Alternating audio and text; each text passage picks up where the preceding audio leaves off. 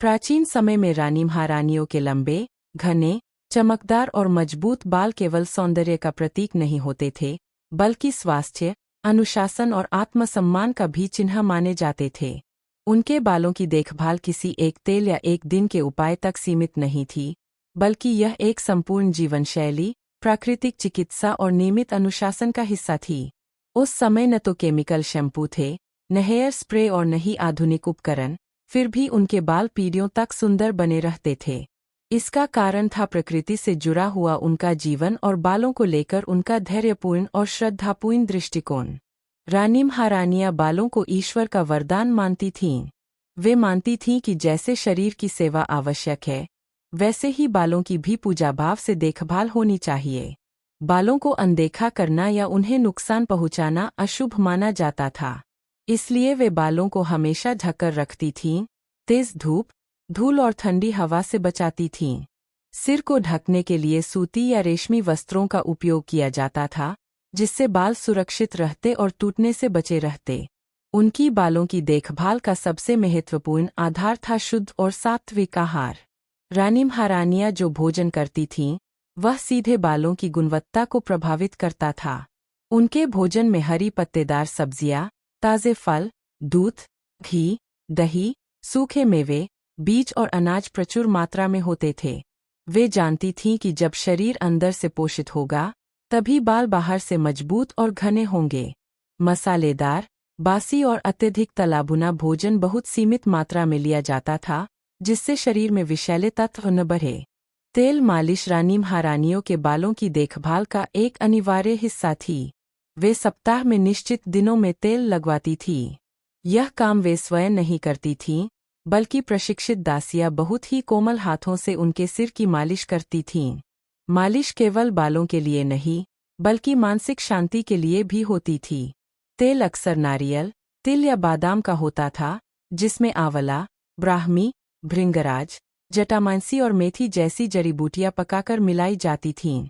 यह तेल महीनों तक धूप में पकाया जाता और फिर प्रयोग में लाया जाता था। रानी महारानियां बालों को रोज नहीं धोती थीं। वे जानती थीं कि बार बार धोने से बालों की प्राकृतिक चिकनाई नष्ट हो। पुराने समय की रानी महारानियां अपने लंबे, घने और चमकदार बालों के लिए सिर्फ प्राकृतिक तरीकों पर भरोसा करती थीं। उनके लिए बाल सुंदरता ही नहीं, बल्कि स्वास्थ्य, अनुशासन और स्त्रीत्व का प्रतीक थे। नीचे विस्तार से बताया जा रहा है कि वे क्या क्या किया करती थीं। Cherry blossom 1। प्राकृतिक तेलों से नियमित मालिश। रानी महारानियां हफ्ते में 2-3 बार बालों में तेल लगवाती थीं।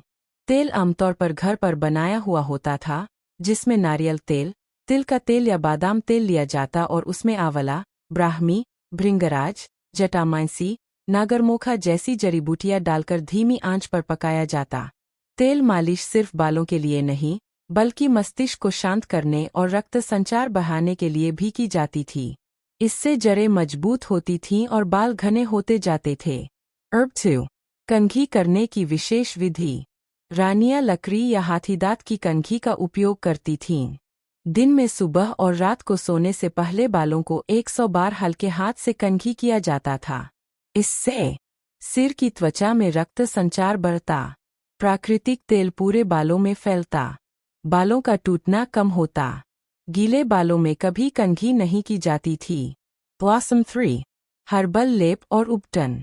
बाल धोने से पहले बालों में आंवला पाउडर, रीठाई, शिकाकाई, मेथी, ब्राह्मी, इन सबको दही या जल में मिलाकर लेप बनाया जाता था। यह लेप बालों को पोषण देता, जड़ों को मजबूत करता और बालों की मोटाई बढ़ाता था। ड्रॉपलेट 4। रसायन मुक्त धुलाई। रानी महारानियां कभी साबुन या केमिकल शैम्पू का उपयोग नहीं करती थीं।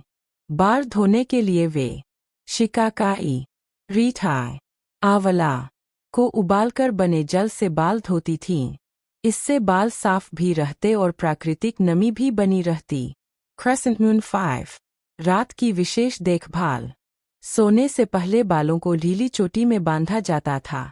रेशमी या सूती कपड़े से बाल ढक दिए जाते थे ताकि घर्षण से टूटे नहीं, रूखापन न आए। कभी भी खुले बालों में सोना अशुभ और अस्वास्थ्यकर माना जाता था। लीफ फ्लटरिंग इन विंड 6। आहार का बहुत बड़ा योगदान। रानी महारानियां जानती थी कि बाल बाहर से नहीं, अंदर से बनते हैं। उनके भोजन में शामिल होते थे दूध, घी, सूखे मेवे, ताजे फल, हरी सब्जियां, आयरन और कैल्शियम से भरपूर आहार, तेज मसाले, अधिक तला हुआ भोजन सीमित मात्रा में ही लिया जाता था। सन 7। धूप और जल से संतुलन। बहुत तेज धूप में बालों को खुला नहीं रखा जाता था।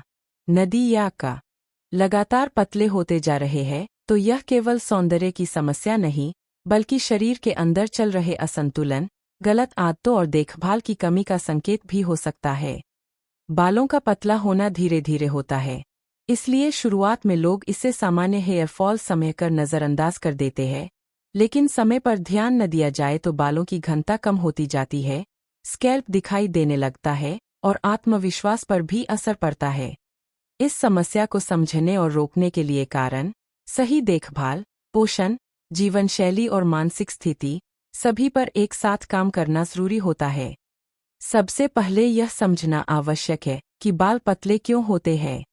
बालों की जड़ें यानी हेयर फॉलिकल्स जब कमज़ोर हो जाती है या उनका पोषण रुक जाता है, तब नए बाल पतले उगते हैं और पुराने बाल जल्दी टूटने लगते हैं। आज के समय में सबसे बड़ा कारण गलत खानपान है। यदि भोजन में protein, iron, zinc, biotin, vitamin B complex और विटामिन डी की कमी हो, तो बालों को पर्याप्त पोषण नहीं मिल पाता। लगातार जंक फूड, बहुत ज़्यादा मीठा, तला भुना और पैकेट वाला खाना शरीर में पोषक तत्वों की कमी पैदा करता है, जिसका असर सबसे पहले बालों पर दिखता है। हार्मोनल असंतुलन भी बालों के पतले होने का एक प्रमुख कारण है। थायराइड की समस्या, पीसीओडी, पीसीओएस, हार्मोनल बदलाव, किशोरावस्था या अत्यधिक तनाव, इन सब का सीधा असर बालों की ग्रोथ पर पड़ता है। जब शरीर में हार्मोन असंतुलित होते हैं तो हेयर ग्रोथ साइकिल बिगड़ जाती है और बाल पतले होकर झड़ने लगते हैं। इसके अलावा अत्यधिक तनाव, चिंता, नींद की कमी और मानसिक दबाव भी बालों को कमज़ोर करता है, क्योंकि तनाव के समय शरीर ज़रूरी पोषक तत्वों को बालों तक पहुंचाना कम कर देता है। बालों के पतले होने का एक बड़ा कारण गलत हेयर केयर रूटीन भी है। बहुत ज़्यादा शैम्पू करना, केमिकल वाले शैम्पू और कंडीशन का उपयोग, बार बार हेयर स्ट्रेटनर, कर्लर या ब्लो ड्रायर का इस्तेमाल, बालों को गीले में ज़ोर से कंघी करना और टाइट हेयर स्टाइल बनाना, ये सभी आदतें बालों की जड़ों को कमज़ोर करती है। कई लोग रोज़ाना बाल धोते हैं, जिससे स्कैल्प का प्राकृतिक तेल निकल जाता है और बाल सूखे, पतले और कमज़ोर हो जाते हैं। अब बात करते हैं कि यदि बाल लगातार पतले हो रहे हैं तो क्या करना चाहिए। सबसे पहला और ज़रूरी कदम है आप बालों की देखभाल जब बिना केमिकल के की जाती है, तब वह केवल बाहरी सुंदरता तक सीमित नहीं रहती बल्कि जड़ों से लेकर मन तक असर डालती है। प्रकृति ने स्वयं ऐसी असंख्य वस्तुएं दी है, जिनका उपयोग सदियों से लोग करते आ रहे हैं और जिन पर आज भी आयुर्वेद, लोक परंपरा और अनुभव की मुहर लगी हुई है। पुराने समय में जब बाजार में बोतलों में बंद प्रोडक्ट नहीं थे, तब लोगों के बाल अधिक घने, लंबे और मजबूत हुआ करते थे, क्योंकि वे अपने आसपास उपलब्ध प्राकृतिक चीज़ों से ही बालों का पोषण करते थे। सबसे पहले बात आती है तेल की, क्योंकि बालों के लिए तेल केवल चमक देने का साधन नहीं बल्कि जीवन देने वाला तत्व है। नारियल का शुद्ध तेल बालों के लिए सबसे सहज और स्वीकार्य माना जाता है। यह सिर की त्वचा में आसानी से समा जाता है और बालों की नमी को बनाए रखता है। जब इसमें आंवला, भृंगराज या ब्राह्मी जैसे तत्व मिलाए जाते हैं तो इसकी शक्ति कई गुना बढ़ जाती है। तिल का तेल ठंडे मौसम में विशेष रूप से लाभकारी माना जाता है, क्योंकि यह सिर की त्वचा को गहराई से पोषण देता है और रूखेपन को दूर करता है। सरसों का तेल भी पुराने समय में बहुत उपयोग किया जाता था, खासकर उन क्षेत्रों में जहां ठंड अधिक होती थी, क्योंकि यह रक्त संचार को तेज करता है और बालों की जड़ों को मजबूती देता है। तेल के अलावा प्राकृतिक लेप या मास्क बालों के लिए अत्यंत उपयोगी होते हैं। दही एक ऐसी चीज़ है जो लगभग हर घर में मिल जाती है और बालों के लिए किसी वरदान से कम नहीं है। दही सिर की त्वचा को ठंडक देता है, रूसी को कम करता है और बालों को मुलायम बनाता है। जब दही में एलोवेरा का गूदा मिलाया जाता है, तो यह मिश्रण बालों की नमी को संतुलित करता है और टूटने की समस्या को कम करता है। एलोवेरा स्वयं में एक पूर्ण प्राकृतिक कंडीशनर है, जो बालों को बिना किसी नुकसान के चिकना और मजबूत बनाता है। मेथी के दाने भी बालों की देखभाल में बहुत पुराने समय से इस्तेमाल किए जाते रहे हैं। रात भर पानी में भिगोकर पीसे हुए मेथी दाने जब बालों में लगाए जाते हैं तो वे जड़ों को मजबूती देते हैं और झड़ते बालों की समस्या को कम करते हैं। मेथी में मौजूद प्राकृतिक तत्व सिर की त्वचा को पोषण देते हैं और बालों को घना बनाने में सहायता करते हैं।